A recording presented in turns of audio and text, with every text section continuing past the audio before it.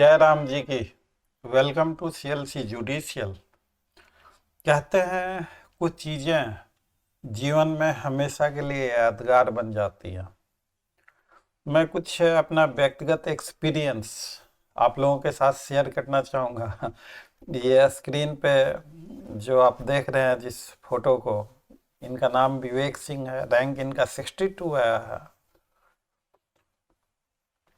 और मैंने एक बार वैसे ही मजाक मजाक में कह दिया कि अरे विवेक, रिजल्ट निकलने के बाद अगर फोन आता है किसी सक्सेसफुल स्टूडेंट का तो बहुत खुशी होती है। अब ये बात इन साहब को थोड़ी, इन्होंने नाव देखा न ताहो, बगैर रिजर्वेशन के जैसे तैसे आगरा से कल पटना पहुंच गया। हमें खुशी भी हुई, थोड़ा सा वो भी लगा कि कितने कष्ट से और कैसे पहुंचा। तो खैर, दिलों में जगह होनी चाहिए, दूरियां अपने आप कम हो जाती हैं। एक और लम्हा, इनसे इंटरव्यू के दौरान ये कुछ और सवाल पूछे गए। इंटरव्यू के दौरान इनसे यूएपीए पूछा गया, यूनिफॉर्म सिविल कोड सही है सही नहीं है, बहुत सारी तमाम तरह की, भीमा कोरेगांव ब्लास्ट एक्यूज के नाम क्या थे, और वैसे बहुत सारी तमाम सारी चीज़ें पूछी गई। इनका शुरुआती कुछ कुछ क्वेश्चंस पूछेगा और 15 मिनट तक, तकरीबन 15 मिनट से भी ज़्यादा, 20 के आसपास तकरीबन यही समय, मतलब काफ़ी लंबा इनका इंटरव्यू चला। अब इन्हें ट्रेनिंग तो दी हुई थी अच्छे तरीके से, और ये मुझे भरोसा था कि इनका होना चाहिए। और जब इन्होंने कहा जिस तरीके से, तो अगर सच पूछिए तो थोड़ा सा मैं भी डर गया था कि पता नहीं यार इस तरह के सवाल पूछेगा। लेकिन फिर मेरे माइंड में ये आया कि अगर इंटरव्यू बोर्ड को रिजेक्ट करना है तो 15-20 मिनट आपको बिठाएंगे क्यों। तो अपने अनुभव से तजुर्बा काम आया। हमने कहा कि आपके अच्छे नंबर आएंगे, क्योंकि मेरी कैलकुलेशन ये है, आपको ज़्यादा देर तक बिठाया, ज़्यादा देर तक सवालों के बौछार करते रहे, सहज मोड में थे, कोऑपरेटिव फ्रेंडली लग रहा था, तो इट मीन्स कि आपको अच्छे नंबर आएंगे। और इनको 79 नंबर आया। हमने भी बजरंग बली से दुआ की थी कि बजरंग बली, पूरी प्रतिष्ठा का सवाल है, लाज रखना हमारे। राम जी की कृपा हुई, बजरंग बली की कृपा हुई, मन्नत मांगी हुई थी, सपना पूरा हुआ। तो कल हम लोग गए थे हनुमान मंदिर पटना, उसकी कुछ तस्वीरें, अब हम लोग फोटोग्राफर वगैरह नहीं है, अपने मोबाइल से किसी से, वहाँ और कोई भक्त लोग थे उनसे रिक्वेस्ट करके हमने कहा कि भैया 2-4 फोटो हमारे क्लिक कर दो। तो जो वहाँ सज्जन मिले उन्होंने ही हमारे ही मोबाइल से ये फोटो क्लिक किया है, जो कि स्क्रीन पे आप देख रहे हैं, और काफ़ी अच्छा लगता है। अब राम जी से ये दुआ है कि हम लोग जो आगे सोच रहे हैं एडीजे के लिए, वो भी हमारी मुराद पूरी हो, हम सबों की, बच्चे लोगों का जीवन बने, उनका सपना साकार हो, और हम अगर बच्चे लोगों के किसी काम आ सके तो ये हमारी खुश नसीबी होगी। मैं एक बार फिर कहना चाहता हूँ कि देखिए, लॉ को आप पढ़िए, समझिए और रियाज कीजिए। एक कंसेप्चुअल सब्जेक्ट है, कंसेप्ट को समझ गए, ठीक है, अच्छा है, थोड़ा सा रियाज कर लीजिएगा तो और भी बेहतरीन हो जाएगा। जब रिजल्ट निकलता है और आप इंटरव्यू तक पहुंचकर अगर आपका सिलेक्शन नहीं होता है, तो वो स्टूडेंट जो इंटरव्यू तक पहुंच के उनका सिलेक्शन नहीं हुआ, उन पे क्या गुजरती है ये सिर्फ वही जान सकता। हम लोग कल्पना भी नहीं कर सकते कि उन पे क्या गुजरती है। तो मेरा बस इतना ही कहना है कि आप तैयारी अगर कर रहे हैं तो कभी ऐसा आपके साथ ना हो कि थोड़े नंबरों से आप चूक जाए। आप तैयारी अपनी अच्छे से कीजिए, खूब मेहनत कीजिए। इंटरव्यू बोर्ड की आपसे दुश्मनी नहीं है।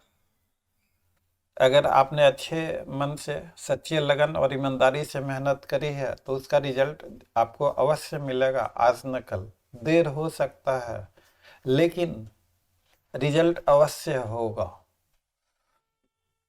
कहने को तो अब अच्छा लगा हमें, हम लोग कल गए मंदिर, बहुत अच्छा लगा। आगे भी राम जी की कृपा से यह सिलसिला जारी रहे, और इसके आगे मैं क्या कह सकता हूँ। और आपसे भी बच्चे लोगों से एक प्रार्थना है। देखिए, हम लोग आपके लिए तरह तरह की इंफॉर्मेटिव वीडियोज, अगर आप लॉ स्टूडेंट हैं तो स्क्रीन पे लिखे हुए नंबरों पे जब कभी आपको मेरी आवश्यकता महसूस हो, आप बेझिझक मुझे डायरेक्ट कॉल करें, टेक्स्ट करें। अगर मैंने कॉल मिस कर दिया, नहीं रिसीव कर पाया, तो मैं आपको कॉल बैक जरूर करूँगा। मैं आपके किसी काम आऊँ तो ये मेरा सौभाग्य है। हमें अच्छा लगता है कि हम बच्चे लोगों के लिए कुछ कर सकें। जो भी मैं लगातार करने का प्रयास कर रहा हूँ और आगे भी करता रहूँगा। यूट्यूब पे हम लोग नए नए आए हैं, हमारी रीच बहुत कम है, सब्सक्राइबर बहुत कम है। थोड़ा आप लोग भी हमारी मदद कीजिए, सब्सक्राइब कीजिए, दोस्तों को भी बताइए, शेयर कीजिए, लाइक कमेंट कीजिए, हमारा भी हौसला बढ़ाइए, ताकि हम जो कोई सब्सक्राइब करने से आपको भी फ़ायदा होगा। कोई भी इंफॉर्मेटिव वीडियो अगर हम लेके आते हैं तो नोटिफिकेशन में वो सबसे पहले आपको मिलेगी, आप अपडेटेड रहेंगे, आपको भी फ़ायदा है, हमारा भी फ़ायदा है, हम भी। अब देखिए, अब मैं इन चीज़ों में विश्वास, सब्सक्राइबर तो बढ़ सकता है, आप एक्सपर्ट को रखिए, खूब पैसे खर्च कीजिए, सारा कुछ होता है सोशल मीडिया पर, बहुत कुछ हो सकता है। लेकिन हम लोग चाहते कि भाई नेचुरल तरीके से नेचुरल सब्सक्राइबर बढ़ें। तो और बाकी और भी हम लोगों के पास आर्थिक संसाधनों, अब चूंकि नॉन कमर्शियल है तो ये सारी दिक्कतें। अब कमर्शियल चार्जेस तो दिल्ली में है, 2.5 से 3 लाख रुपए चार्ज करना है।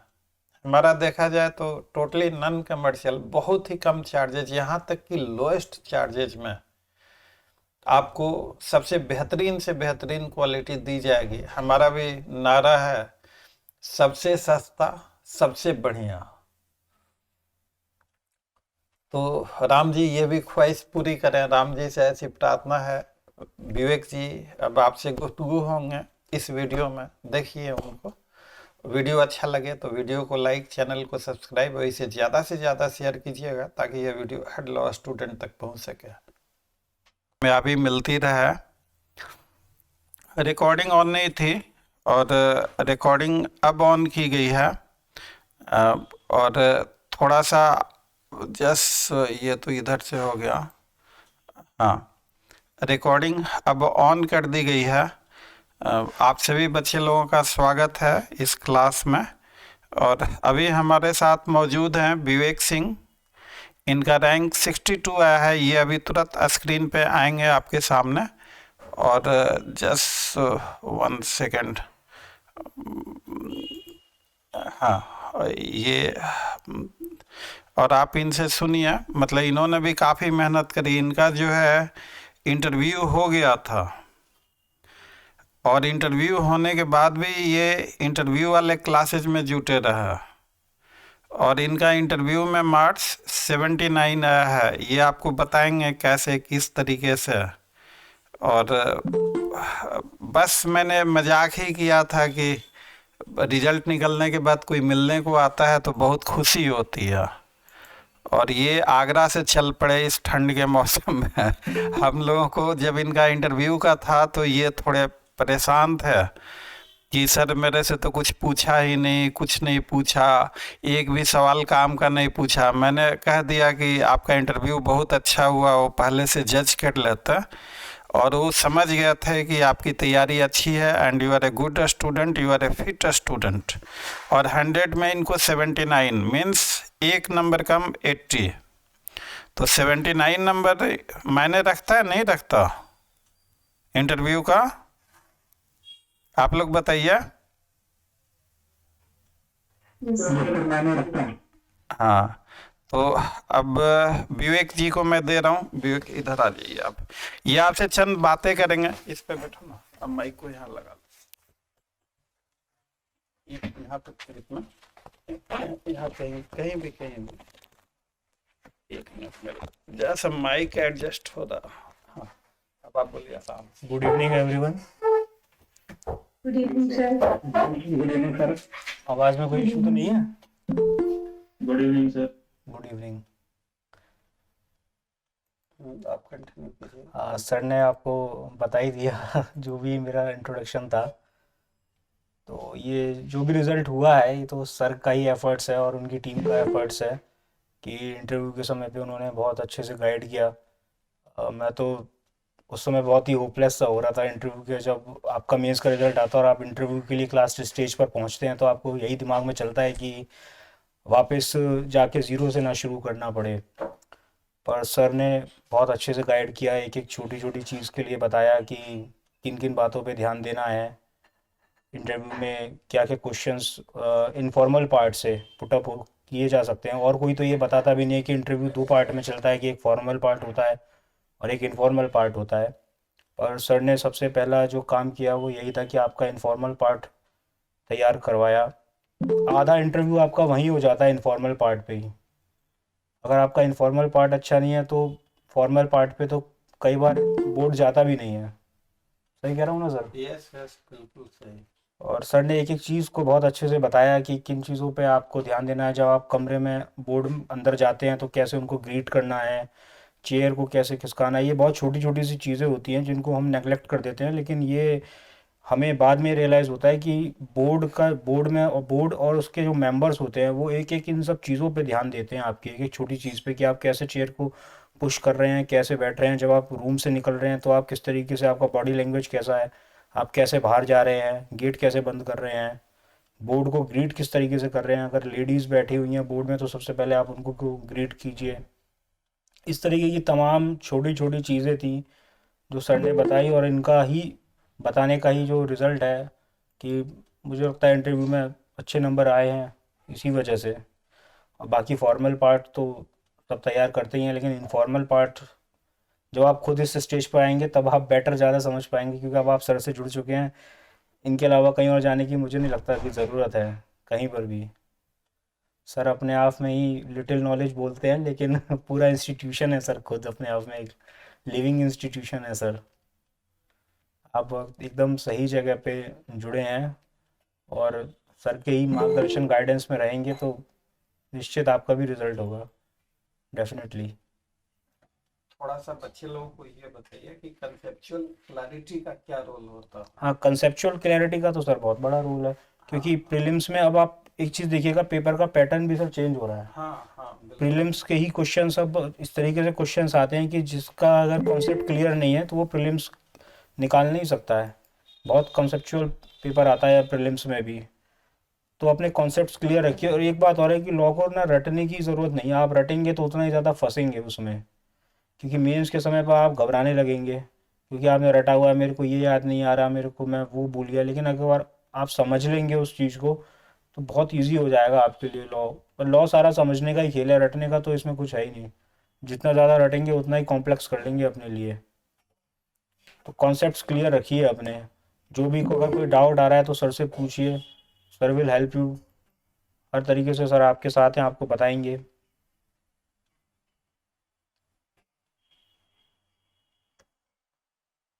और जो आंसर राइटिंग जो है ना, वो कंसेप्चुअल क्लैरिटी हाँ, के बाद ही हो सकता है। कॉन्सेप्ट्स के बाद ही, अगर आपका कॉन्सेप्ट क्लियर नहीं है तो आप आंसर राइटिंग, वहाँ कहानी लिखने का, ये एलएलबी का एग्ज़ाम नहीं है एक्चुअली।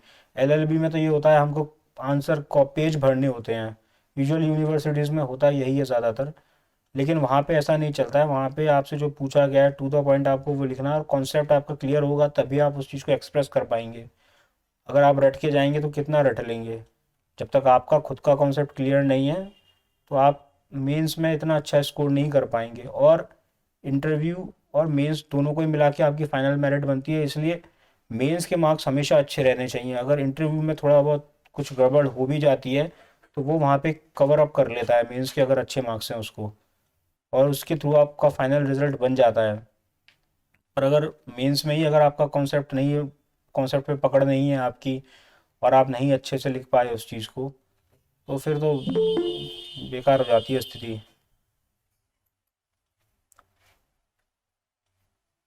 बच्चे लोगों को और क्या कहना चाहेंगे, मेहनत कैसे करें?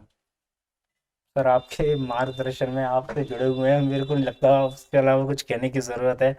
आप और आपकी टीम जो है they are more than sufficient हर चीज़ के लिए।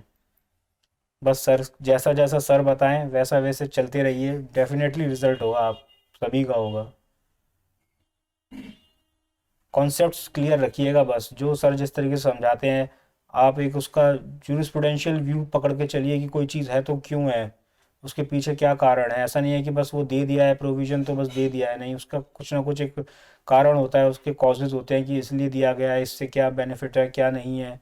ये सब चीज़ें आपको सर बहुत अच्छे से गाइड करेंगे। ये और ये यही चीज़ होता है, ज़्यादातर कोचिंग इंस्टीट्यूट्स इस पे ध्यान ही नहीं देते हैं कि कोई चीज़ है तो उसके उसका पीछे की क्या कहानी है वो सब कभी कोई बताता ही नहीं है। पर ये और इंटरव्यू के समय पे भी सर ने एक एक चीज़ ये सब चीज़ें क्लियर करी हैं। तो ये आपके लिए बहुत अच्छा है कि आप इस प्लेटफॉर्म पे सीएलसी के प्लेटफॉर्म पे आए हैं और उस सर के साथ अटैच हैं। सर के साथ बस बने रहिए, सर का मार्गदर्शन में आप सभी की नैया ज़रूर पार लग जाएगी। मुझे बिल्कुल डेफिनेट इस बात पे मैं बिल्कुल एकदम कंफर्म बोल सकता हूँ। हमारी भी आवाज आ रही है आप लोगों को? हाँ, मैं बस अब उस समय ही मुझे याद है जब ये इंटरव्यू दे के बाहर निकले थे तो ये बहुत परेशान थे। क्या विवेक, हाँ परेशान थे सर उस समय? बिल्कुल। उस समय ये इतना परेशान थे, ये कहते थे कि मेरे से एक भी सवाल नहीं पूछा गया। हमने कहा तो क्या इंटरव्यू पूरा साइलेंस जोन में गया? इन्होंने कहा कि सवाल तो पूछे लेकिन एक भी काम के नहीं थे, सारे बाहर के सवाल पूछे। फिर मेरे साथ ही ऐसा क्यों हुआ? बाकी से तो सब्जेक्ट के सवाल पूछ रहे थे। तो हमने कहा कि देखिए ऐसी नौबत तब आती है एक दो सवालों में उनको लग गया होगा कि आपकी कंसेप्चुअल क्लैरिटी अच्छी है और इसलिए वो सेटिस्फाइड हो गया आप द वे जिस तरीके से आपने शुरुआती सवालों के जवाब दिया। तो इसीलिए वो आपको घुमा रहे थे कि कहीं इधर उधर फंसते या फंस रहे हैं, नहीं फंस रहे। इनको जो भी घुमाया उन्होंने इन्हें पूरी तरह से ट्रेनिंग दी हुई थी, हर सवाल का जवाब दिया और उसकी बदौलत 100 में 79 मार्क्स आए इनको। मेंस भी इनका अच्छा था तो रैंक जाके 62 रैंक आया। तो देखिए ये कोई रॉकेट साइंस नहीं है, ये आपको रट्टा मारना बंद कीजिए, समझना शुरू कीजिए। अगर आप समझना शुरू कर देंगे, जैसे इन्होंने कहा ना कि हर चीज का एक जो स्टूडेंट है, आखिर ये प्रोविजन है तो क्यों है, कैसे है, किस लिए है, इससे हमें फायदे क्या है, इससे हमें नुकसान क्या है, अगर उस हिसाब से करेंगे तो सफलता आपके कदम चूमेगी। और हमने उस समय जब ये परेशान थे तो हमने कहा था कि आपका सिलेक्शन जरूर होगा, और सिलेक्शन होगा तो हम लोग हनुमान मंदिर स्टेशन पे जाएंगे दर्शन करने के लिए। और अब हम लोग जाएंगे दर्शन करने हनुमान मंदिर। हनुमान जी की कृपा रही, रिजल्ट हुआ, आगे भी आप सबों पे कृपा बनी रहे हनुमान जी की, इसी तरह से रिजल्ट होता रहे। सारा यू देयर?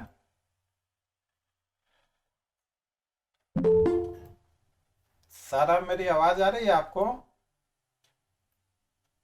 सारा तक आवाज नहीं पहुंच रही है। आज शिखा भी आगे क्लास में। शिखा कैसे हो? शिखा तक आवाज नहीं पहुंच रही है। सर आप माइक लगा लीजिए। ना ना, जस्ट जस्ट जस्ट ठीक है, आवाज मेरी वहां तक चली जाए। शिखा आवाज आ रही है आपको?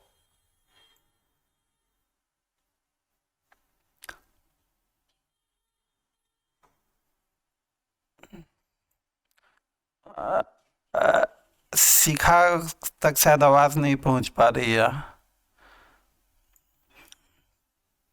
शिखा का भी सिलेक्शन हुआ है और इस बार शायद उन तक आवाज पहुंचे तो आप बच्चे लोगों को कुछ पूछना है तो पूछिए।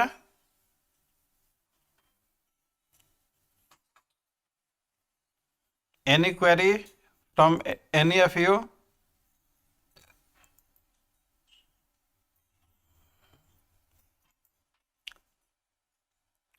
कुछ आवाज का तो इशू नहीं है। Am I connected? मेरी आवाज आ रही है आप लोगों तक? Yes sir. हाँ, तो नेटवर्क तो ठीक है, आवाज का कोई इशू नहीं है। आप लोगों को कुछ पूछना है? ये सक्सेसफुल स्टूडेंट हैं, बहुत अच्छा रैंक है इनका 62। और ये जो है ना, सफलता का कोई भी सीक्रेट नहीं होता मेरे नज़रों में। सफलता सिर्फ आप नियमित रूप से जो मोमेंटम है, मोमेंटम आपका बरकरार रहे और आपको कुछ नहीं करना है, आराम से समझना है चीज़ों को। वो एक दिन में समझ में नहीं आएगा, वो टाइम लगेगा, वो सारी चीज़ें। और वो जैसे ही आप समझेंगे वैसे ही सारी चीज़ें अपने आप ही क्लियर होती जाएंगी और उसी तरह से कामयाबी हमेशा मिलती जाएगी। एक क्वेश्चन अभी विवेक पूछा गया कि जीके जीएस की कैसे तैयारी करें, आपने कैसे किया था वो बताइए इनको। जीके जीएस के लिए तो मैंने यूट्यूब का यूज़ किया था। यूट्यूब पे काफ़ी अच्छे अच्छे लेक्चर्स हैं, तो वहाँ से मैंने हिस्ट्री और ज्योग्राफी कवर किया था। बाकी कॉन्स्टिट्यूशन पढ़ते हैं तो पॉलिटी पे अपने आप पकड़ बनी जाती है। और करंट अफेयर्स के लिए मैगज़ीन्स आती हैं, आप जो है, मैंने एजुटेरिया की एक मैगज़ीन ली थी, तो उससे मैंने करंट अफेयर्स अपना तैयार कर लिया था। घटना चक्र की भी करंट मैगज़ीन आती है, वो भी बहुत अच्छी है।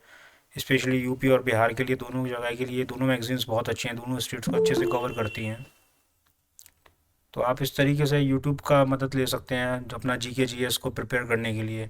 एक बार कॉन्सेप्ट्स बिल्डअप होना चाहिए बस आपका। एक बार आपका कॉन्सेप्ट बिल्डअप हो गया ना, तो आप ना पीटी में कहीं रुकेंगे, ना आप कभी मेंस में फंसेंगे, बहुत इजीली निकल जाएंगे आप। लेकिन बस रटिए मत उसको, चीज़ कुछ भी हो रहा है समझिए। इवेंट कोई हुआ है तो क्यों हुआ है, उसका क्या इफ़ेक्ट है, क्या ड्रॉबैक है, मेरिट डिमेरिट्स, उन सब पे फोकस रखिए और बहुत इजीली फिर सब कुछ हो जाता है एक बार कॉन्सेप्ट क्लियर हो गया तो। कोई और क्वेश्चन किसी का? यूट्यूब से कई सारे आप डालेंगे, जैसे आपको अगर हिस्ट्री पढ़ना है तो कई सारे लेक्चर्स आ जाएंगे, जो आपको अच्छा लगे, जिसका भी आपको समझ में आए वहाँ से अपने पढ़िए, अपना नोट्स बनाइए, शॉर्ट में नोट्स बनाइए अपना, उनको रिवाइज कीजिए। सिर्फ देखने से भी नहीं काम होता, आपको रिवीजन बहुत मस्ट है इसमें। कोई भी ये कॉम्पिटिटिव एग्ज़ाम है तो दो तीन चीज़ें हैं बस, आप कंसिस्टेंट होना चाहिए और आपके अंदर पेशेंस होना चाहिए। कई बार कुछ लोग एक असफलता में ही जो है फील्ड से निकल के भाग जाते हैं कि नहीं अब हमसे नहीं होगा, तो वो नहीं होना चाहिए। कंसिस्टेंसी और पेशेंस अगर आप में है तो कोई भी कॉम्पिटिटिव एग्ज़ाम फिर रुकने वाला नहीं है आपसे। तैयारी हमेशा मेंस ओरिएंटेड। हाँ, और तैयारी, और हमेशा एक चीज़ और, बहुत से लोग गलती ये करते हैं कि पहले प्रीलिम्स निकाल लें फिर हम मेंस की तैयारी करेंगे, ऐसा कभी नहीं होता है। आप हमेशा मेंस की तैयारी करिए। अगर आपका मेंस तैयार है तो पीटी भी नहीं रुकेगा और इंटरव्यू भी नहीं रुकेगा। और मेंस तैयार होता है अपने कॉन्सेप्ट्स क्लियर करने से। सर अगर मेंस में कुछ सेक्शन अगर हम लिखते समय छूट जाता है या छोड़ देते हैं तो इसका कितना प्रभाव पड़ेगा हमारे आंसर पे, मार्किंग स्केल पे? पूरा सेक्शन तो आपको नहीं छोड़ना है, कम से कम उसके अंदर जो मोटा मोटी बात है उसकी वो तो लिखना ही है। अगर आप बिल्कुल ही सेक्शन गोल कर देते हैं तो ये एक बार हो सकता है कि एग्जामिनर थोड़ा माइंड करे इस चीज़ पे। और अगर आप आंसर राइटिंग डेली प्रैक्टिस कर रहे हैं ना, तो फिर ये चीज़ नहीं होगी वहाँ पे मेंस में, आपको बहुत इजी हो जाएगा। आपका कॉन्सेप्ट क्लियर है, डेली आप एक एक दो आंसर लिखते रहिए, आप आराम से मेंस निकाल लेंगे।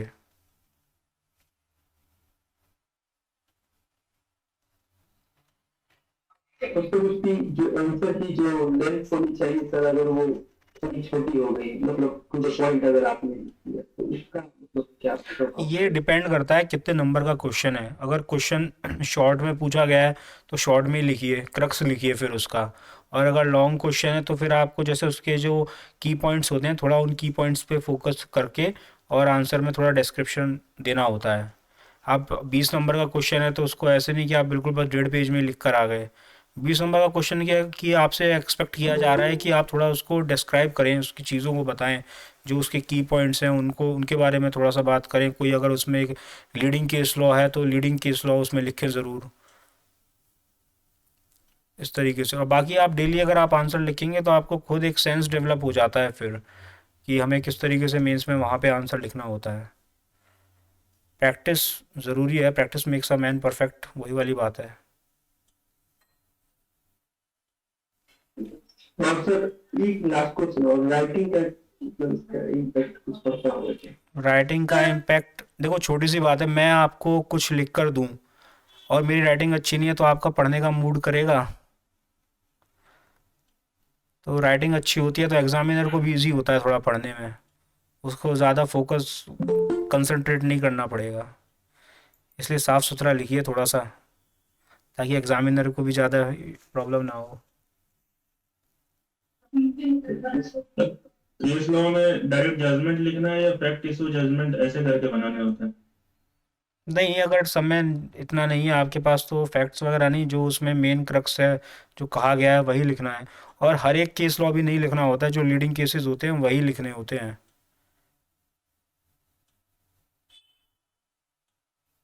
सर एक क्वेश्चन में कितने केसेस लिखें जो ये हो जाए, मतलब आंसर कंप्लीट हो जाए? ये तो डिपेंड करता है कि उस क्वेश्चन में कौन कौन से लीडिंग केसेस हैं। कुछ कॉन्सेप्ट ऐसे, कुछ टॉपिक्स ऐसे होते हैं जिनमें कई सारे लीडिंग केसेस होते हैं, तो सारे तो नहीं लिखने हैं, लेकिन हाँ 2 या 3 सर सफिशिएंट होते हैं इस तरीके। लेकिन लीडिंग ही लिखने हैं आप, ऐसा नहीं कि बहुत सारे, हर केस को एग्जामिनर भी नहीं जानता है, उसको भी नहीं पता है कि कौन सा केस किस उस पर है। तो इसलिए जो लीडिंग होते हैं, जो सबको पता होते हैं, वही लिखिए। या कोई रिसेंटली कोई नया सुप्रीम कोर्ट से डिसाइडेड कोई केस है जो एक लैंडमार्क जजमेंट हो गया है, तो उसको भी लिख सकते हैं। थोड़ा सा जीके जीएस का मैं कितना नंबर है? क्या? में आपका कितने नंबर आए थे, कितना नंबर? मेंस में मेरे को देखना पड़ेगा, लेकिन अभी ध्यान नहीं आ रहा है एक्चुअली। मैं सर को बता दूंगा तो सर आपको बता देंगे फिर।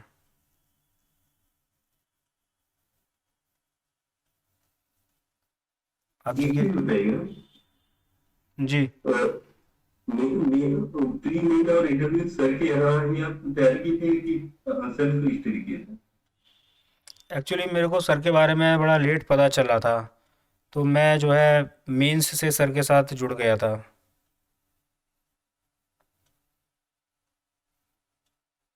सर आंसर के एंड में कंक्लूजन लिखना इम्पोर्टेंट है या नहीं?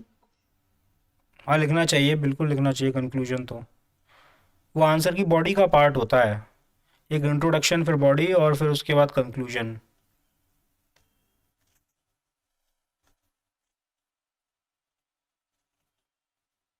जब थोड़ा बच्चे लोग के सवाल होगा जवाब हम थोड़ा बता देते हैं उनके एक बार लीजिए सर, आप आपसे बात करेंगे। हाँ, देखिए 1 बाय 1 आपकी क्वेरीज को, जैसे जीके जीएस, तो जीके जीएस के बारे में ये जान लीजिए कि आप लॉ में अगर टॉपर भी हैं और जीके जीएस में पीछे हो गए तो आप फिर बाहर हो जाएंगे। तो जीके जीएस की शानदार तैयारी करनी है और जीके जीएस में पिछड़ना नहीं है।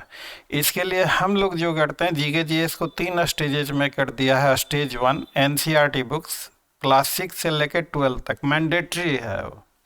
उसके बाद नेक्स्ट स्टेज है स्टेज 2, उसमें थोड़ा एडवांस लेवल का पढ़ाया जाएगा। और उसके बाद स्टेज 3 है। अरे रोशन जी भी हैं क्लास में? रोशन जी?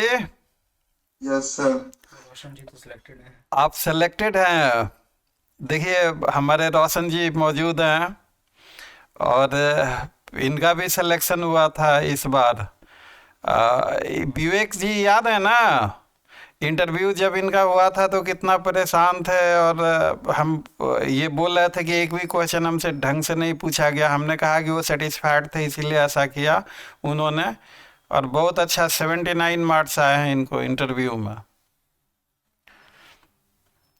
तो ये जो है ना कि मतलब जीवन में कभी निराश नहीं होना है।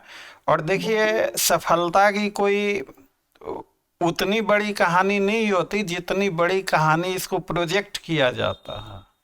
आप सिंपल सिंपल चीज़ों को अगर उस एक स्ट्रेटजी के तरीके चरणबद्ध तरीके से करेंगे तो कामयाबी आपको अवश्य मिलेगी। अब देखिए, जैसे जीके जीएस पूछा आपने, तो हमने 3 स्टेजेज बताया जो हम लोग करते हैं। एनसीईआरटी मैंडेटरी है, स्टेज 2 एडवांस लेवल की टीचिंग, स्टेज 3 बहुत सारे टेस्ट सीरीज, बहुत सारे एक्सरसाइजेज हैं।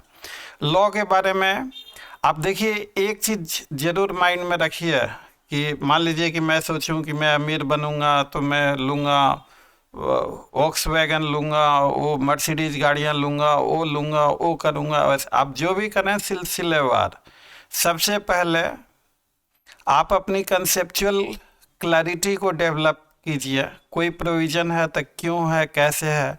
जिस दिन कंसेप्चुअल क्लैरिटी आपकी डेवलप हो गई, उस दिन आपके पास कोई सवाल नहीं बचेगा, हर सवालों का जवाब वहीं पे मिल जाएगा। जैसे आपने पूछा कि केस लॉ कितने लिखने हैं, तो उस पोर्शंस में देखिए, केस लॉ कंट्राडिक्टरी नहीं होता। कंट्राडिक्टरी कुछ मुद्दों पे होते हैं तो वो आर्गुमेंट और लिटिगेशन के लिए ठीक है कि ये पॉइंट ये है, ये पॉइंट ये है। शिखा की आवाज़ नहीं आ रही है। शिखा भी हैं, इनका भी सिलेक्शन हुआ है। शिखा, ये देखिए, विवेक को ऐसे ही हमने कहा था कि भाई अगर किसी बच्चे का सिलेक्शन के बाद फ़ोन आता है तो बहुत खुशी होती है। ये ट्रेन पकड़े आगरा से और ये ठंड के मौसम में मिलने आ गया। हम लोग अब जाएंगे मंदिर, कहा हुआ था कि सिलेक्शन होगा तो हम दोनों आदमी मंदिर चलेंगे, हनुमान मंदिर, और अभी जाएंगे स्टेशन हनुमान मंदिर हम लोग अभी। तो ये देखिए, कंसेप्चुअल क्लैरिटी को आप डेवलप कीजिए, उससे लॉ पढ़ने में आप कभी थकेंगे नहीं, कभी बोर नहीं होंगे, रट्टा मारने का झंझट नहीं होगा। आप सही लिख रहे हैं, गलत लिख रहे हैं, आपको खुद ही एहसास होगा, गलत होने के चांसेज ही नहीं है। तो और कंसेप्चुअल क्लैरिटी अगर आपकी तैयार नहीं है तो कभी पीटी होगा, मेंस नहीं, मेंस हो गया तो इंटरव्यू में छट गया। मतलब अप्स डाउन्स होते रहेंगे। ऐसा नहीं है कि रट्टा मार के बहुत सारे लोग भी क्वालिफाई कर गया, रिजल्ट भी हुआ उनका। तो अब उनकी किस्मत थी, वो निकल गया, लेकिन रट्टा मार के फंसने के चांस ज़्यादा हैं। आप इशूज को कॉम्प्लिकेट कर सकते हैं। तो उन्हें मेरा होल सोल यही प्रयास है कि मैं युवा पीढ़ी और स्टूडेंट को ये समझा सकूं कि अगर आप रट्टा मारते हैं तो ये सही तरीका नहीं है लॉ को समझने का। लॉ के उसके बारीकियों को जानने के लिए आपको बहुत ज़्यादा डिटेल्स में नहीं जाना, मेन चीज़ बेसिक सी सारी चीज़ें करनी है। रही बात केस लॉ के फैक्ट्स को लिखें, फाइंडिंग को लिखें, इशूज को लिखें, ये यूनिवर्सिटी लेवल का एग्ज़ाम नहीं है। आप केस लॉ जो क्वेश्चन है, उस क्वेश्चन से संदर्भित जो केस लॉ में पाया गया वो 2-3 लाइन में आपको लिखना है। 1 लाइन भी चलेगा, 2 लाइन भी चलेगा, ज़्यादा नहीं लिखना है केस लॉ को। ज़्यादा आपको फोकस करना है सेक्शन को एक्सप्लेन करने में, सेक्शन क्या कहता। कभी आपने सोचा है कि केस लॉ क्या सेक्शन से कंट्राडिक्टरी होगा या इन कंसोनेंस विद सेक्शन होगा? मैं अपने सवाल को रिपीट कर रहा हूँ। कोई भी केस लॉ सुप्रीम कोर्ट का ही सही है, तो जो बेयर एक्ट में जो प्रोविज़न दिया हुआ है उन्हीं प्रोविज़न के हिसाब से वो केस लॉ होगा, या प्रोविज़न कुछ और केस लॉ कुछ, ऐसा भी होगा? किस तरीके का होगा केस लॉ? हाँ, तो केस लॉ जब भी होगा तो उन्हीं प्रोविजंस को थोड़ा और बढ़िया से एक्सप्लेन किया जाता है केस लॉ में। तो मेरे कहने का मतलब है कि कोई भी केस लॉ स्टैट्यूटरी प्रोविजंस के अगेंस्ट नहीं हो सकता। उन्हीं प्रोविजंस का बेहतर एक्सप्लेनेशन केस लॉ में होता है। तो अगर आप बेयर एक्ट को अच्छे से समझ गए तो इसका ये मतलब हुआ कि मेजर केसेज, बहुत सारे केसेज आप ऑटोमेटिक समझ गए। तो केस लॉ लिखना चाहिए। केस लॉ से आपके कंसेप्चुअल क्लैरिटी का पता लगता है, आपके डेप्थ और मैच्योरिटी का पता लगता है, लेकिन सारी एनर्जी केस लॉ पे आपको नहीं लगानी है। फर्स्ट प्रेफरेंस बेयर एक्ट, उसका देखिए केस लॉ केस लॉ तो नाम तो आपको याद करना ही पड़ेगा। नाम आप याद करें, आप नाम याद, कई बार ऐसा होता है कि मेरे ऐसा आदमी who has been teaching for last more than 30 years, I have been sometimes even into the class, into the teaching, I use to forget the cases, और मुझे किताबें निकाल के देखनी पड़ती है केस लॉ। तो केस लॉ मेमोराइजेशन एक इशू है, सदियों से रहा है, हमेशा रहेगा। तो केस लॉ का आप एक लिस्ट बनाइए कि इस सेक्शन में, इस टॉपिक में ये केसेज हैं, उनको रिवाइज करते रहिए। एग्ज़ाम में अच्छा करने के लिए उस तरीके से आप जा सकते हैं। रही बात कंक्लूजन लिखने की, तो बहुत सारे लोगों ने अपना बना रखा है कि हमें ऐसे लिखना चाहिए, हमें ऐसे लिखना चाहिए, हमें वैसा लिखना चाहिए। खाम खा मतलब कंक्लूजन आपका शॉर्ट आंसर है तो उसमें आप कंक्लूजन लिखेंगे, शॉर्ट नोट्स है तो कंक्लूजन लिखेंगे। एज का राइटिंग कंक्लूजन, आप क्या जजमेंट लिखा जा रहा है कि कंक्लूजन आप लिखेंगे? आप कंक्लूजन उस तरीके से हेडिंग नहीं, लास्ट में थोड़ा सा 1-2 लाइन आप जरूर लिखें। आप जो अगर आपके पास कंटेंट है तो उसको आप एडजस्ट कर सकते हो, और कंटेंट आपके पास नहीं है, क्लैरिटी नहीं है, तो फिर आप चाहे जो मर्जी करते रहिए। ये सारी चीज़ें सिर्फ और सिर्फ तब की है जब आपकी कंसेप्चुअल क्लैरिटी क्लियर हो गई। यस देवेश, कुछ कह रहे थे men's point of view. Sir जैसे कि मार्केट में बहुत सारी बुक्स होती हैं, जैसे कि आपके द्वारा सर ये बताया जाता है कि मेंस पर्सपेक्टिव से जब हम प्रिपेयर करेंगे तो मेंस की भी तैयारी होगी और प्री की प्री की भी हो जाएगी। तो सर जो ये टू बियर एक्ट हो जाता है मेन सोर्स, और सर इसके अलावा बहुत सारी जो बुकें हैं, रेफरेंस बुकें हैं, वो भी बहुत लंबी किताबें हैं। और इसमें सर जैसे कि बहुत सारे जो प्रीवियस ईयर क्वेश्चन पेपर पूरे सॉल्व आते हैं, तो और सर और क्या हम लोग जो रेफरेंस मटेरियल को यूज करें, ये जानना मैं चाह रहा हूँ डायरेक्ट के अलावा। देखिए, किताबें कभी बुरी नहीं होती, सभी किताबें अच्छी होती हैं। अब बात ये होता है ना कि आप देखिए, आपको होल सिलेबस याद करना है। कभी ऐसा लगता है कि किताब उताब पढ़ते पढ़ते आप उसी में एग्जॉस्ट हो जाते, बोर हो जाते, थक से जाते, परेशान से हो जाते, ऐसा लगता है कभी कुछ? Yes sir. बाकी और भी किसी को लगता है कि किताब पढ़ते हैं तो केस लॉ का दे रिपीटिशन पढ़ते पढ़ते मतलब पढ़ते पढ़ते घुटन सी होने लगती है, अगर साफ साफ शब्दों में कहा जाए तो। आपका क्या ऐसा महसूस करते हैं, या मैं वैसे ही? जितनी भी रेफरेंस बुक है फिर उसको पढ़ने के बाद तो ऐसा ही फील होता है। हाँ, तो देखिए, आपको ये बता दें कि आपकी जो स्ट्रेटजी है, अगर स्मार्ट स्ट्रेटजी नहीं है तो कामयाबी के चांस बहुत कम है। आपको आप रिसर्च नहीं कर रहे हैं, मेंस आपको लिखना है, आपको बेसिक लिखना है। आज एक पार्ट 3 CPC का जो वीडियो पोस्ट किया गया है, तो उसमें हमने यही सारी चीज़ें कही है कि आप जितना सिंपल रखेंगे, जितना सिंपल तरीके से लिखेंगे, जितना सिंपल तरीके से अपने इंटरव्यू में बोलेंगे, उतने ही आपके शानदार नंबर आएंगे। आप ये सब जो किताबें हैं वो किताब के पर्पस से है। सारी की सारी किताब एग्ज़ाम में नहीं छापी जा सकती, टाइम कम होता है, आंसर क्वेश्चन कुछ होता है, उसका लिमिटेड आंसर होता है। तो आप सबसे बेहतरीन तरीका है कि क्वेश्चन जो है उसे आप 2-3 बार कम से कम पढ़ें। आप आंसर जानते भी हैं फिर भी 2-3 बार पढ़ें। और हम लोग देखिएगा हर वीडियो में क्वेश्चन का आंसर कैसे लिखना है, ओपनिंग लाइन आपकी क्या होनी चाहिए, बीच में क्या होना चाहिए, लास्ट में, हर वीडियो, ये CPC के 3 वीडियो जो हैं आप इनको देखिएगा, सब में डिस्कस किया गया है। और हम लोग का अगर कोई हमारा स्टूडेंट नहीं भी है, वैसे भी अगर हमें जानता है, उसका भी मैसेज आता है। हम लोग अगर फ़ोन नहीं उठा पाए तो मैं खुद उसे फ़ोन करके इवन गाइड करता हूँ। ऐसा नहीं है कि आप हमारे स्टूडेंट नहीं है तो आपको गाइड नहीं किया जाएगा। हम हर स्टूडेंट हम लोगों के लिए एक जैसा ही है। जितनी भी हम हेल्प कर सकें, हम किसी के काम आ सकें, वही हमारी खुशकिस्मती है। स्टूडेंट्स का देखिए, आप देखेंगे कि इंटरव्यू के 51 पार्ट हमने डाल दिए। हमारे यहाँ बहुत ऑब्जेक्शन था कि आप अपनी बारीकियाँ सारा कुछ यूट्यूब पे, इंस्टीट्यूशन का क्या होगा, हमने कभी नहीं सोचा। हमने ये कहा कि अगर हमारे विरोधियों को भी फ़ायदा हो जाए तो भी हमारी खुशकिस्मती है, हमें कोई बुराई नहीं। हम यहाँ किसी से कंपटीशन करने नहीं आए हैं, हम यहाँ किसी से बिजनेस करने नहीं आए हैं कि हमें ये करना है। हमें आप बच्चे लोगों का, आपका भविष्य गारंटीड हो, आप बारीकियों को समझें, आपका सपना साकार हो, ये छोटा सा एक संकल्प है हमारा। उस दिशा में जो भी प्रयास हमारे से हो सकता है उसे करने में हम कभी पीछे नहीं हटते और न कभी हटेंगे।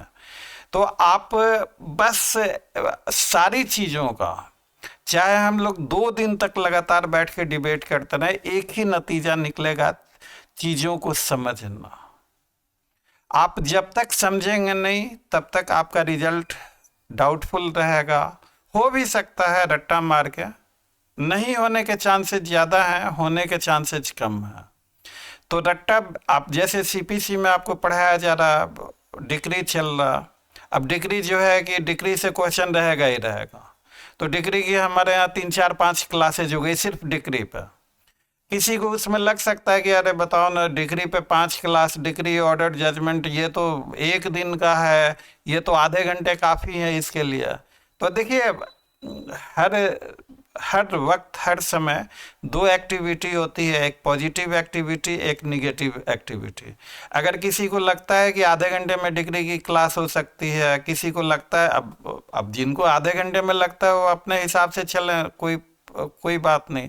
लेकिन as a teacher, as a faculty, हमें ये लगता है कि जो डिग्री की जो क्लासेज हैं वो एग्ज़ाम के लिए बहुत महत्वपूर्ण है। हमारे किसी भी स्टूडेंट के साथ कभी ऐसा ना हो कि वो एग्ज़ाम में जाएं और उन्हें थोड़ी सी भी इनकन्वीनियंस हो कि अरे इसका कैसे करें।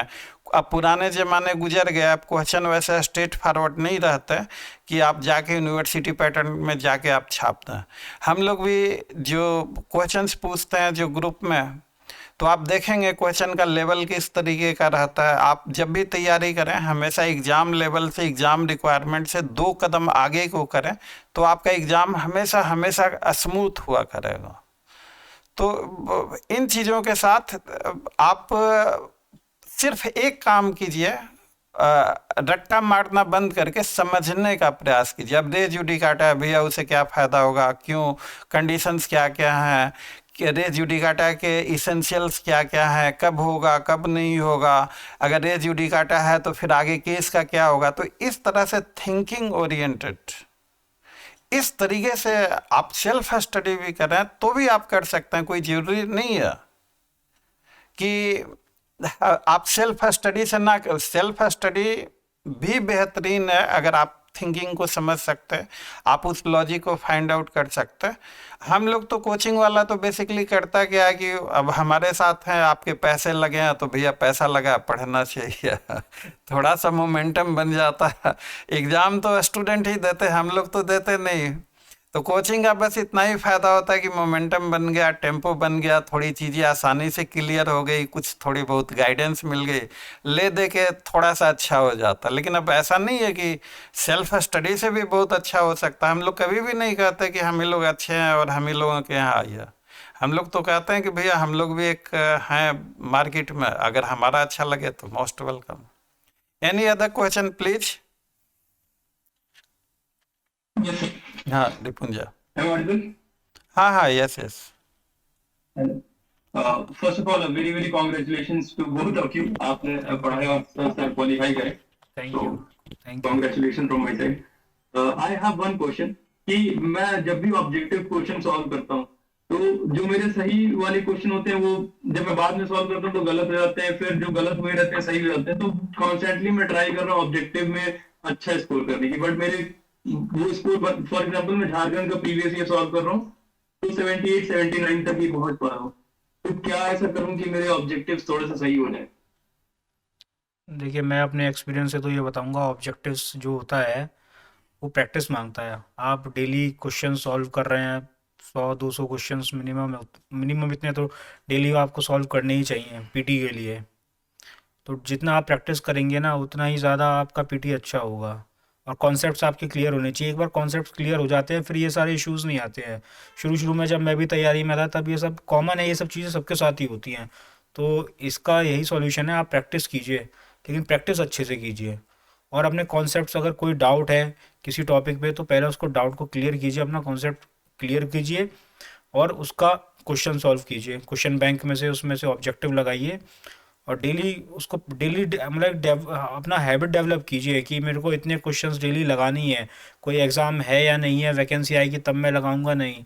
ये कंसिस्टेंसी होनी चाहिए, इसमें कंसिस्टेंट पैटर्न होना चाहिए।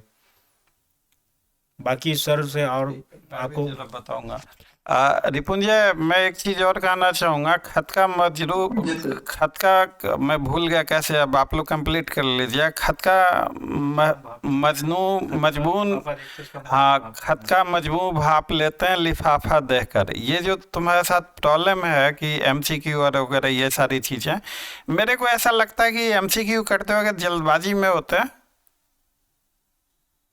Honestly Yes, sir.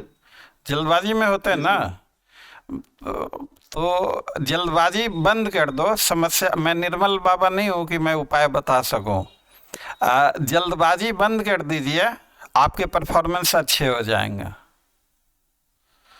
तो ये करके देखिए, Thank you, thank you so much. ये करके देखिएगा। बहुत लंबा अनुभव है। ये आप करके देखिए। Test के टाइम पे भी हाँ, आप जब भी एमसीक्यू करें तो शांत चीज से, जल्दबाजी में नहीं करना। जल्दबाजी करेंगे मिस्टेक। बहुत सारे बच्चे लोग, मैं देखता हूँ जब टेस्ट सीरीज चलाता हूँ तो बहुत सारे ऐसे बच्चे लोग कभी कभी फ़ोन करके मैं डांट मारता हूँ कि तुम ये जानते नहीं थे, तुमने ऐसी गलती करी। अरे सर, जल्दबाजी में हो गया। तो ये जल्दबाजी लॉ के साथ नहीं करना है। ड्राइविंग के वक्त भी जल्दबाजी नहीं करनी है। मैं ऐसे ही मजाकिया सद में बोलते रहता हूँ। ड्राइविंग भी जल्दबाजी में ना करें और पढ़ाई भी जल्दबाजी में ना करें। ये जीवन में थोड़ा इन सारे चीज़ों का काफ़ी वो रहता है। आप एमसीक्यू कीजिए, आराम से कीजिए, सोचते हुए कीजिए। मिस्टेक जो हो रही है वो मिस्टेक नहीं होंगी, और आराम से करेंगे तो आपको मेमोराइजेशन भी बहुत अच्छे से होगा। आप करके देखिए, बहुत सारे फायदे हैं इसके। मतलब मैं जो हमारे यहाँ मैं तो बहुत सारे बच्चे लोगों की कॉपी चेक करता हूँ। कभी मेंस की कॉपी आती है, कभी कभी गुस्से में तो मैं डांट भी मारता हूँ। अरे, और ऐसा भी हुआ इस बार तो मैंने 2-3 बच्चों की क्लासेस सस्पेंड कर दी थी।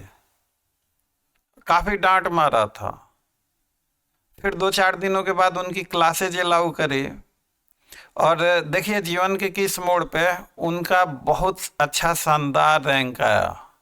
मतलब आप ये मान के चलिए, ये अंडर 30 में रैंक आया उनका, जनरल कैटेगरी में, बहुत शानदार रैंक। तो क्वेश्चन इज दिस कि सफलता या असफलता किसी चीज का पैमाना नहीं हो सकता। आपके तौर तरीके क्या है, आप किस तरीके से अप्रोच करते हैं, उसी का नाम स्ट्रेटजी है। और जितना अगर चीज़ों को कॉम्प्लिकेट करेंगे तो उससे आपको ही परेशानी होगी। अब देखिए, ये बात तो हर कोई जानता है कि जल्दबाजी नहीं करना चाहिए, लेकिन कोई क्या एहतियात बरत पाता है? हर किसी को जल्दी रहती है। तो लॉ के साथ कभी भी जल्दबाजी ना करें। जो परेशानियां हो रही हैं वो दिखते हैं अपने आप दूर हो जाएंगे। Any other question please? Thank you sir. Welcome. और कोई क्वेश्चन किसी को भी? अरे आज मंटू भी आ गए। मंटू कैसे हैं? हेलो मंटू, आवाज आ रही है हमारी आप तक? आवाज आ रही है सर? हाँ, मंटू जी का भी सिलेक्शन हुआ है हमारे यहाँ से, इसी बैच में। विवेक जी आए हुए हैं। इनको हमने मजाक में कह दिया कि भाई रिजल्ट के बाद किसी बच्चे का फोन आता है तो खुशी होती है। इन्होंने ट्रेन पकड़ लिया आगरा से इस ठंड के मौसम में। लीजिए, विवेक से बात कीजिए। इंटरव्यू, ये वही विवेक जी हैं, इंटरव्यू होने के बाद भी सारी इंटरव्यू क्लासेज करते रहते थे। मंटू जी का भी मंटू जी, हुआ। पहले तो कॉन्ग्रेचुलेशंस मेरी तरफ से आपको सिलेक्शन के लिए, thank you sir, thank you sir. और उम्मीद करता हूँ ठंड में ठीक होंगे आप भी। सर वही देख रहे हैं सर, कंबल में है। हाँ हाँ, देख रहे हैं। Yes, Mantu sir. जी, इस बैच में हैं आप, तो सर के जो नए स्टूडेंट्स हैं उनको भी थोड़ा अपनी तरफ से गाइड कीजिएगा टाइम टू टाइम। और बाकी तो मैं अभी स्टूडेंट से यही कह रहा था, मैंने कहा आप सर के पास हैं, सर थोड़ा लिटिल नॉलेज बोलते हैं, लेकिन अपने आप में पूरा एक इंस्टीट्यूशन है सर। सर के पास जितना सर थ्योरी और प्रैक्टिकल का एक्सपीरियंस है सर, वो शायद ही बिरले कहीं मिलेगा। हाँ एग्जैक्टली, यहाँ पे जितने लोगों की उम्र नहीं होगी उससे ज़्यादा सर का तजुर्बा है प्रैक्टिस का, पढ़ाने का। और सर ये जो बड़ा डेडली कॉम्बिनेशन होता है, सही कह रहे हैं आप, बिल्कुल सही कह रहे हैं। ये तो हम लोग इंटरव्यू के समय पे भी बहुत अच्छे से देखे, जब सर पूरी पूरी मतलब एक एक रात को 1-1 2-2 बजे तक क्लासेस लेते थे, इंटरव्यू के लिए गाइड करते थे। नहीं सर देखिए जैसे होता क्या है कि जैसे हम लोग भी सर एकेडमिक में कॉलेज वगैरह में तो होता है। थोड़ा आपका आवाज़ का इशू हो रहा है मंटू जी।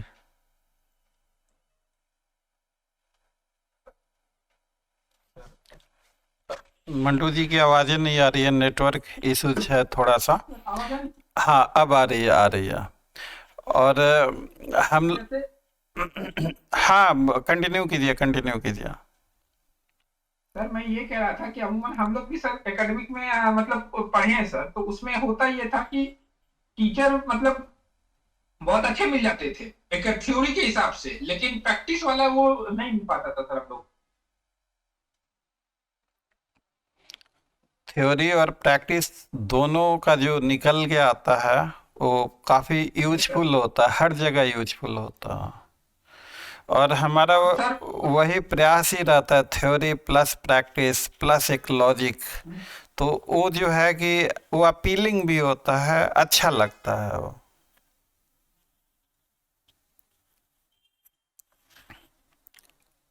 आवाज़ नहीं आ रही है आपकी, नेटवर्क डिस्टर्ब है।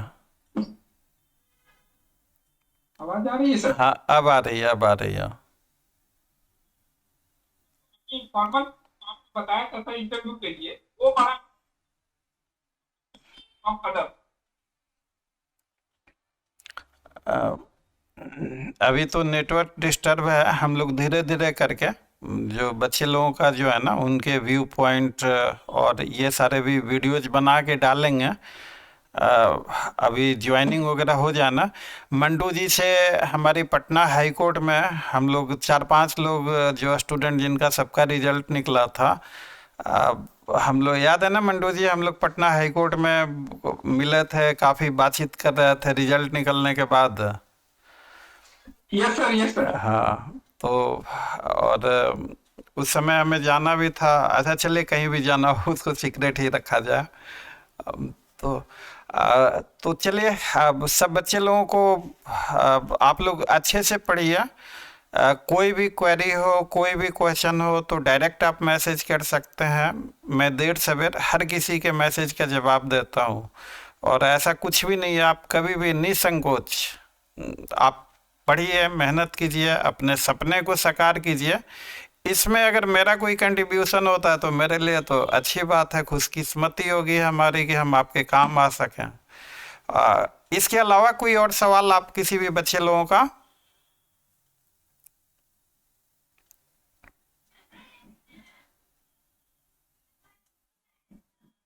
नो? तो चलिए, इस सेशन को यहीं पे हम लोग, अब 45 मिनट का सेशन हो चुका तकरीबन। हम लोग अब तो जाना है, मंदिर जाना। मंडू ये बोले थे विवेक जी को कि मंदिर जाएंगे, हनुमान मंदिर, रिजल्ट निकलने के बाद। और ये बहुत परेशान थे, याद है ना, कि मेरे से कुछ भी नहीं पूछा, काम का नहीं पूछा, सारा फालतू चीज़ें पूछी। और हम क्या बोले थे कि सिलेक्शन, वो यूट्यूब पे भी वीडियो है, यूट्यूब पे ही बोला था कि सिलेक्शन, आप यूट्यूब के पुराने वीडियोस देखेंगे, और मैंने बोला था कि आपको शानदार नंबर आएगा। अब वो वीडियो और सर ये मतलब इंटरव्यू में तो नंबर देख के मैं भी सरप्राइज था सर। हाँ हाँ हाँ, हमारे विरोधी लोग हवा फैला रहे हैं कि वो इंटरव्यू स्पेशलिस्ट हैं। तो ठीक है भैया, आप पीटी मेंस कीजिए, इंटरव्यू ही दे दीजिए, हमें क्या दिक्कत है, क्या मंटू? वो तो और अच्छा हो सर।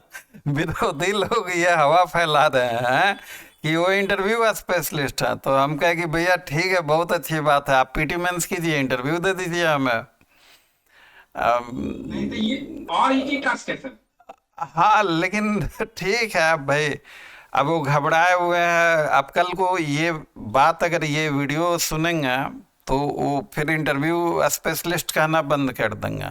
मंडू याद है मेंस के दौरान जो माइनर एक्ट, हम लोग दिवाली, दशहरा, छठ, एक भी हुई थी छुट्टी?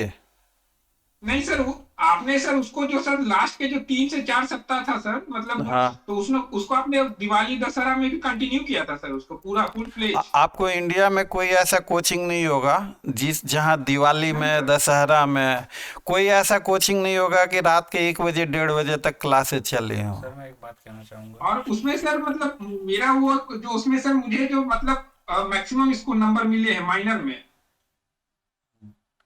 और उसका सर मतलब कम से कम आई होप मुझे जो लगता है कि कम से कम 20 नंबर ज्यादा है। मतलब अगर मैं ना किया होता तो उसमें से कम 20 नंबर माइनस में होते वो। एक छोटी सी बात मैं कहना चाहूँगा कि सर के साथ Yes, सबसे बेस्ट बात ये है कि सर हमेशा अपने स्टूडेंट्स के लिए अवेलेबल रहते हैं। आपकी कभी कोई क्वेरी है, आप डिमोटिवेटेड फील कर रहे हैं या कोई और भी इशू है, तो आप सर हमेशा आपके लिए अवेलेबल रहते हैं। सबसे बेस्ट चीज़ ये है, और ये एक्सेसिबिलिटी आपको हर जगह नहीं मिलती है एज अ फैकल्टी। सर हमेशा आप कभी भी फ़ोन कीजिए, अगर उस समय फ़ोन नहीं उठा पाएंगे तो आपको सामने से कॉल बैक करेंगे सर। लेकिन ये होता ज़रूर है, ये एक्सेसिबिलिटी आपको कहीं मिलती नहीं है। ये बहुत बहुत ही रेयर है ये चीज़। आपकी कोई डाउट होगा, आप तुरंत फ़ोन मिलाइए, सर फ़ोन उठा के हाल उसको क्लियर कर देंगे। ये एक्सेसिबिलिटी इतनी है, अच्छी एक्सेसिबिलिटी आपको कहीं और नहीं मिलेगी। ये मैं अपना एक्सपीरियंस बोल रहा हूँ सर के साथ, जो छोटे से समय में जो मेरा एक्सपीरियंस रहा है सर के साथ, कि सर हमेशा अपने स्टूडेंट्स के लिए अवेलेबल रहते हैं। और लास्ट में और सर उसमें सर ये जो मतलब जो खासकर सर इस तरह के जो कंपटीशन होते हैं सर, ये जो सबसे बड़ा रोल होता है वो कॉन्फिडेंस का, मोरल का सर। और ये इस मामले में सर जितना कॉन्फिडेंस या मोरल देते हैं शायद ही कहीं मिलेगा सर। बिल्कुल बिल्कुल सही कह रहे हैं मंटू जी आप। We are very thankful to have a teacher like him. Yes sir, yes sir देखिए, हम तो बहुत अमीर आदमी नहीं है, हमारे बच्चे के सपने साकार हो गए, ये मेरी सबसे बड़ी दौलत है। राम जी की कृपा बनी रहे, हमारे बच्चों के भविष्य बनते रहें, हम अपने बच्चों के किसी काम आ सकें, तो इससे बड़ी बात और क्या हो सकती है। आपकी आपकी आपकी मेहनत सच्ची है, आपकी लगन सच्ची है, कामयाबी आज न कल आपको जरूर मिलेगी। और किसी भी तरह से कोई भी निगेटिविटी आप अपने पास ना रखें। आपको कोई टॉपिक समझ में नहीं आ रहा, किसी भी तरह का प्रॉब्लम है, आप बेशक स्क्रीन पे लिखे हुए नंबरों पे कांटेक्ट कीजिए, हर संभव मदद दी जाएगी। मैं कभी भी, आप 2 कदम चलेंगे, मैं 4 कदम चलूँगा। तो बस अपनी लाइफ में पॉजिटिव चीज़ों को तरजीह देना है, निगेटिव चीज़ों से दूर रहना है। और आप जितना पॉजिटिव रहेंगे उतना ही कॉन्फिडेंट रहेंगे। पढ़ने का दिल का एक ऊर्जा का संचार होता है पॉजिटिविटी में। और जो चीज़ें नहीं भी समझ में आ रही है वो भी समझ में आने लगेगी, सारी राम कहानी अपने आप शुरू हो जाएगी आपकी। तो निराश होकर नहीं बैठना है। अगर मान लीजिए कि आपने मेंस दिया, इंटरव्यू दिया, आपका किसी कारण से सिलेक्शन नहीं हुआ, अब आप निराश होकर बैठे हैं, मायूसी में बैठे हैं, उससे आप अपना खुद का नुकसान कर रहे हैं। ठीक है, आपके प्रयासों में कहीं कमी रह गई थी, नहीं हुआ, कोई बात नहीं, हम दोबारा फिर से कोशिश करेंगे, दोबारा फिर से सफलता की कहानी लिखेंगे। तो ये जान लीजिए, सफलता और असफलता पैमाना नहीं हो सकता। हमारे यहाँ भी कुछ ऐसे बच्चे थे, तैयारी बहुत अच्छी थी, लेकिन इस बार उन्हें कामयाबी नहीं मिली। हमने यूट्यूब पे ही कहा कि ये उनका फेलियर नहीं, ये मेरा व्यक्तिगत फेलियर है। और मैं कबूल करता हूँ कि कुछ ना कुछ कमी कहीं ना कहीं जरूर रही। तो देखिए, कमीशन को या बीपीएससी को आपसे कोई दुश्मनी नहीं है, कोई क्यों आपको कम नंबर देगा।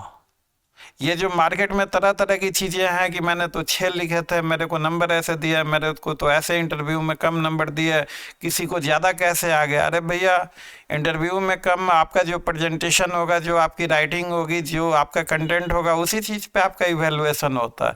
किसी की शक्ल देख के अब ऐसी चीज़ें नहीं हुआ तो बेईमानी हो। अब ये सारी निगेटिव चीज़ें, इन चीज़ों का कोई अंत नहीं है, और इन चीज़ों में अपनी एनर्जी को बिल्कुल कभी भी मत बर्बाद करें, और किसी भी समय। तो अब ये तो मैं तो इसी काम के लिए अपनी प्रैक्टिस वगैरह सारा छोड़ के अब मैं फुल टाइमर हूँ यहाँ पर। कभी भी किसी भी मोड पे आपको ज़रूरत है, बेहिचक आप कॉल कीजिए। सारा का आवाज़ नहीं आ रहा, सारा यू देयर? चलिए, सारा के साथ बैड लग रहा, थोड़ा सिलेक्शन नहीं हो पाया इस बार। हमें भी बहुत अफसोस है कि आखिर क्या गलती हुई, नहीं हो पाया। अब क्या करेंगे, किस्मत में कभी कभी बहुत सारी चीज़ें होती हैं। खैर एनीवे, आप में से बच्चे लोगों का कोई सवाल कुछ भी पूछना है? अभी दो सक्सेसफुल स्टूडेंट हैं, मंटू कुमार और विवेक सिंह। एक दो बच्चे लोग और हैं, उनका माइक नहीं काम कर रहा है, शिखा कुमारी और हाँ गौतम जी। हम ये जानना चाह रहे हैं जी जी कि सर जिन सर लोगों का सिलेक्शन हुआ है वो जी। सर लोग जो है कितनी बार जो है राइटिंग प्रैक्टिस मतलब कि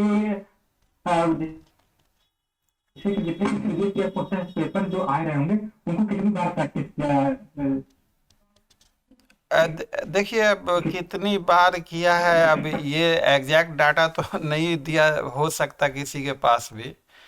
नहीं सर, जैसे मतलब कि जैसे एक बार पूरा previous year question paper solve किया देवेश जी, इसमें हमें जो उस्ताद ने हम भी उसी हिसाब से लगते हैं। इसमें ये नहीं होता है कि कितनी बार आपको एक नंबर सर्टेन नहीं कर सकते हैं कि मैंने इतनी बार कर लिया तो मैं अब शॉर्ट निकाल ही लूँगा।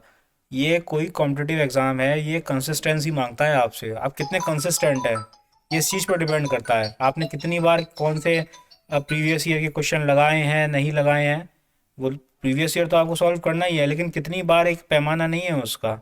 आप कितने कंसिस्टेंट हैं ये चीज़ है। आप कंसिस्टेंटली सॉल्व कीजिए, क्वेश्चंस पढ़िए, लगाइए, डेली एक सेट कीजिए कि हाँ मेरे को डेली 1-2 मेंस के लिए लिखना है, कम से कम 200-250 से क्वेश्चन मेरे को जो है पीटी के लगाने हैं, तो आप इजीली निकाल लेंगे एग्ज़ाम। Thank you sir. और कोई क्वेश्चन किसी का?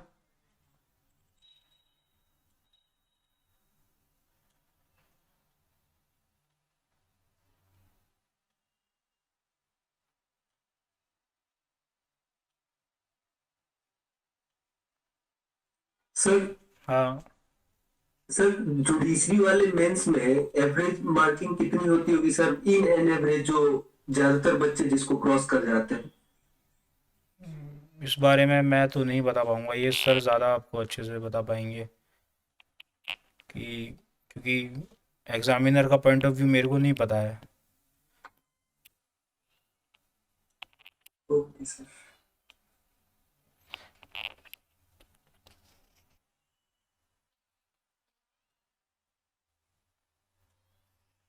सर क्या कह रहे थे बच्चे लोग? क्वेश्चन था सर गौरव कुमार का, क्या कह रहा है?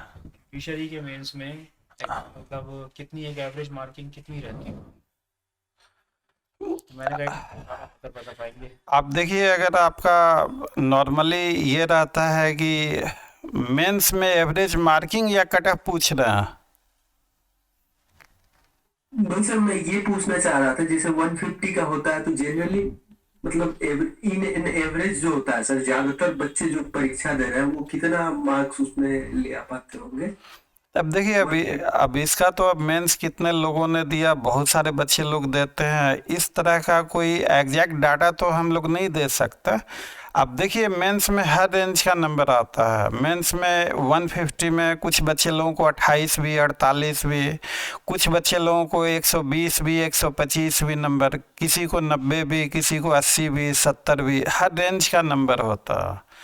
तो इस तरह अब मेंस से आप देखेंगे कि जितनी वैकेंसी है उससे 10 टाइम्स मोर रिजल्ट होता है। अगर 100 सीटें हैं तो 1000 बच्चे मेंस देंगे, और उसमें 1000 बच्चे दें या 1500, 10 और 15 टाइम्स ज़्यादा होता है। तो उसमें से अब ये नहीं है कि वो सारी चीज़ें कि जैसे 1500 बच्चों ने मेंस लिखा तो सबका एक एवरेज, जिसकी कॉपी जैसी है उस तरह के नंबर उन्हें मिले हैं। हमने देखा है बहुत सारे बच्चे लोगों के मेंस के भी मार्क्स देखे हैं बहुत। अब किसी को 48 नंबर भी आए हैं, एक को 28 नंबर भी आए हैं, ओनली 28 आउट ऑफ 150। किसी बच्चे को 125 भी आए हैं, इस तरह के नंबर आते हैं।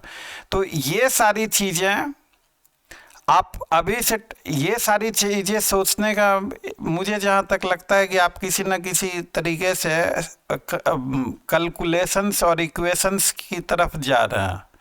कैलकुलेशंस और इक्वेशंस उतनी इम्पोर्टेंट नहीं है। जो सबसे मेन चीज़ है वो कि आपको कंसेप्ट को समझना, उस पे पकड़ अपनी बनाना और उनको बेहतर तरीके से लिखना, और आप अपना काम ईमानदारी से करें और बाकी सब ऊपर वाले पे छोड़ दें। देखिए, ऊपर वाले की आपसे कोई दुश्मनी नहीं है कि आप अच्छा करेंगे तो आपको अच्छे मार्क्स नहीं आएंगे। कभी हो सकता है बैड लक, आगे पीछे थोड़ा बहुत हो सकता। क्वालिफाई करने के लिए अगर 60% के आसपास आपका मार्क्स है, 58%, 59%, 60% मार्क्स है, तो आपका सिलेक्शन गारंटीड है जनरल कैटेगरी में। और बाकी कैटेगरी वाइज कट ऑफ उसका अलग हिसाब किताब है। तो आप ये मान के चले कि आपको 60% स्कोर करना है। अब 150 का 60% 90 होता है, तो आप एक टारगेट सेट करके चलें कि 90 आना चाहिए एक पेपर में। हम लोग जो स्पेशल ये फाउंडेशन बैच स्टार्ट किया, हम लोगों ने टारगेट, अगर आपको बताऊंगा तो अब बहुत लोगों के लिए मजाक का भी विषय हो सकता है, हम लोगों ने टारगेट सेट किया है 120 प्लस का। और टारगेट 120 प्लस क्या, आप 150 का ही टारगेट सेट करने से कुछ नहीं होता। अब ठीक है, 120 प्लस का टारगेट मैंने ये जो बैच चल रहा है जिसकी डेमो क्लास दी जा रही है, इस बैच में टारगेट सेट किया गया कि मेंस में 120 प्लस स्कोर करना है सभी को। अब as a mentor, as a founder, मैंने ये टारगेट सेट किया है, तो मेरी भी मोरल रिस्पॉन्सिबिलिटी बनती है कि 120 प्लस के हिसाब से मैं बच्चों को पढ़ाऊँ, वो क्वालिटी दूँ, वो अंडरस्टैंडिंग दूँ, उनसे वो सारे एक्सरसाइजेज करवाऊँ, तब जाके कहीं ना कहीं हम लोग उस टारगेट के आसपास पहुंच पाएंगे। और अगर तौर तरीके अगर वो नहीं रहे तो फिर हम लोग भी मुंगेरी लाल की तरह दिन में बैठ के हसीन सपने देखते रहेंगे। तो आप टारगेट को हाई रखिए, लेकिन इतना भी हाई मत रखिए कि उसे अचीव ना कर सकें। आप टारगेट को ऐसा रखें कि जो अचीव हो सकता है। और मेरे हिसाब से 120 प्लस का टारगेट आप अगर कंसेप्चुअल क्लैरिटी के साथ पढ़ेंगे तो हासिल किया जा सकता है। अब उसको आप किस तरीके से पढ़ते हैं, कैसे पढ़ते हैं, उस पर बहुत कुछ डिपेंड करता है। रट्टा मारना है तो रट्टा मारना, पता नहीं, एक मेरे को ऐसा लग रहा है कि मेरे को एक स्पेशल कुछ करना पड़ेगा, सब स्टूडेंट से अपील करना पड़ेगा कि आप देखिएगा, आप खुद तय करके देखिए, आप जिन चीज़ों का रट्टा मारते हैं, पीटी के टाइम पे रट्टा मारा, मेंस के टाइम पे, इंटरव्यू के टाइम पे रट्टा मारा, वो टोटल समय आप जोड़ लीजिए और एक बार का समय वो भी जोड़ लीजिए, समझने में क्या टाइम लगता है। मैं अपने अनुभव से कह रहा हूँ कि समझते हुए पढ़ेंगे तो बहुत कम समय, रट्टा मारने में 2 घंटा लगता है तो समझने में आधे घंटे से ज़्यादा का टाइम नहीं लगेगा आपको। तो समझना, चूँकि अभी तक जो भी एग्ज़ाम होते रहे, मैं भी पढ़ा, मैं भी पास आउट हुआ, LLB किया जब मैं, तो मैंने भी रट्टा मारा। तो रट्टा मारने की एक बहुत पुरानी बीमारी और सदियों से चली आ रही है। आप देखेंगे किसी भी लॉ कॉलेज में, लॉ यूनिवर्सिटी में या कहीं भी, पहले के ज़माने में तो डिस्कशन होता था, लेकिन आजकल आप देखेंगे इवन नेशनल लॉ यूनिवर्सिटीज, आपके कई सारे बच्चे वहाँ भी पढ़ते होंगे, कंसेप्चुअल क्लैरिटी, डिस्कशन, उसका एनालिसिस पे बहुत कम लोगों का ध्यान जाता है। और जो कि ये बहुत एक अच्छी बात नहीं कही जा सकती सर।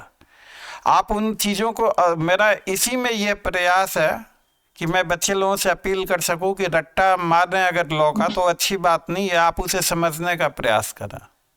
आप समझते हुए इन चीज़ों पे कंट्रोल कर सकते हैं, अपने हिसाब से आंसर्स को लिख सकते हैं। तो अब देखिए अब कितना सफल होता है। अब हम तो इस मिशन पे चल पड़े हैं कि रट्टा नहीं मारना है, समझना है।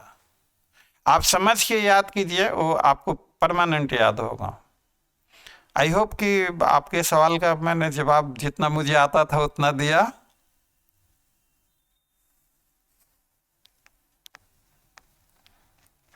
Any other question?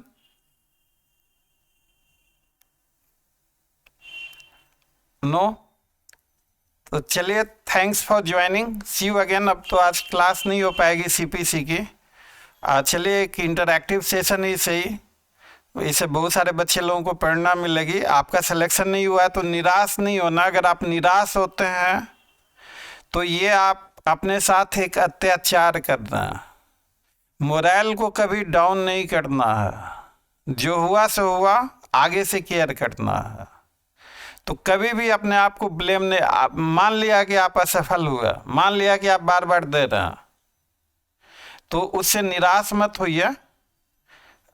आपकी असफलता की वजह क्या है, कारण क्या है, उन कारणों को ढूंढिए, उसे दूर कीजिए, फिर से लग जाइए, कामयाबी अवश्य मिलेगी। अगर उन कारणों को अगर आप दूर नहीं करते हैं तो हो सकता है फिर असफलता की एक और कहानी लिखी जाए। तो असफलता से निराश नहीं होना, आखिर असफलता क्यों हुई उस पे विचार करना। तो मैं बस इतना ही समझता हूँ, इससे ज़्यादा मुझे कुछ खास नहीं आता। तो चलिए, विवेक जी हंस रहे हैं।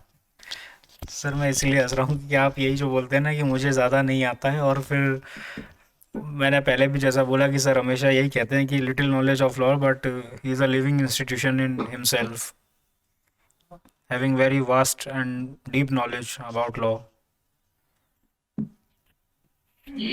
Thank you, or thank you sir for everything. Mantu ji कुछ कर। जी मंटू जी। हाँ सर, ये जो हमारी